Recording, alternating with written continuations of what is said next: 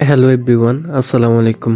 আজকে আপনাদের মাঝে হাজির হয়ে গেলাম চট্টগ্রাম নোয়াখালী রুটে সার্ভিস দেওয়া অপারেটর বাদন পরিবহনের বহরে সম্প্রতি যুক্ত হওয়া আশোক লেল্যান্ড ইগল 180 প্রাইম চেসিসের উপর নির্মিত এসি বাস সম্পর্কে বিস্তারিত তথ্য নিয়ে।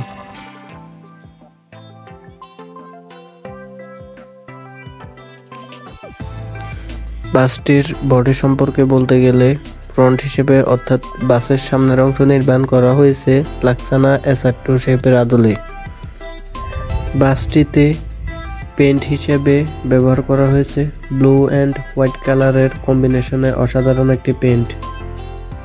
বাসটির সাইড গ্লাসে কালেমা হিসেবে লা ইলাহা ইল্লাল্লাহু মুহাম্মাদুর রাসূলুল্লাহ সাল্লাল্লাহু আলাইহি ওয়াসাল্লাম উক্ত কালেমা ব্যবহার করার কারণে বাসটির সৌন্দর্য অনেকটা বৃদ্ধি পেয়েছে।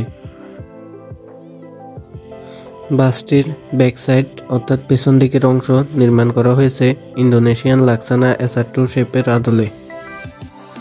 বাসটির অসাধারণ কালার কম্বিনেশন এবং লাইটিং পার্টের জন্য মনে হয় বাসটি যেন দেশের বাহির থেকে নির্মাণ করে আনা হয়েছে, কিন্তু এই অসাধারণ বাসটি নির্মাণ করা হয়েছে আমাদের দেশের মাটিতে এবং বাসটির অসাধারণ কাজ করেছেন আমাদের দেশের সুনামধন্য বডি নির্মাতা গ্যারেজ এভারব্রাইট মোটরস। শুধু বাহিরের অংশে নয়, বাসটির ইন্টেরিয়রেও অসাধারণ কাজ করেছেন আমাদের দেশের সুনামধন্য বডি নির্মাতা গ্যারেজ এভারব্রাইট মোটরস। বাসটির অসাধারণ লাইটিং কম্বিনেশনের কারণে বাসের সৌন্দর্য আরও অনেকটাই বৃদ্ধি পেয়েছে।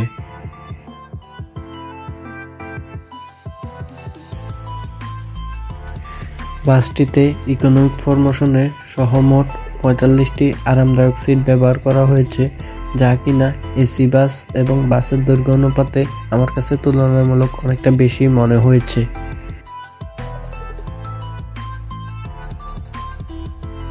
বাসটির কুলিং সিস্টেম দেশের বাহির থেকে ইম্পোর্ট করা হয়েছে এবং অনেকটা ঠান্ডা, যার ফলে গরমের মাঝেও যাত্রীদের একটি আরামদায়ক ভ্রমণ নিশ্চিত করবে। এছাড়াও বাসের প্রতিটি সিটের সাথে হেডরেস্ট, হ্যান্ডবার এবং একটি নেটের জালি দেওয়া হয়েছে, যা কিনা একটি লং জার্নিতে যাত্রীদের আরামদায়ক ভ্রমণ নিশ্চিত করবে।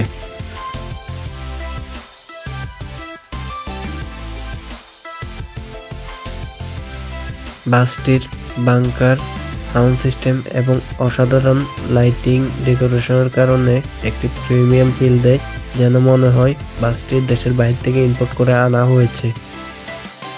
আজকের ভিডিও এই পর্যন্ত। সকলে ভালো থাকবেন, সুস্থ থাকবেন। আল্লাহ হাফেজ, আসসালামু আলাইকুম।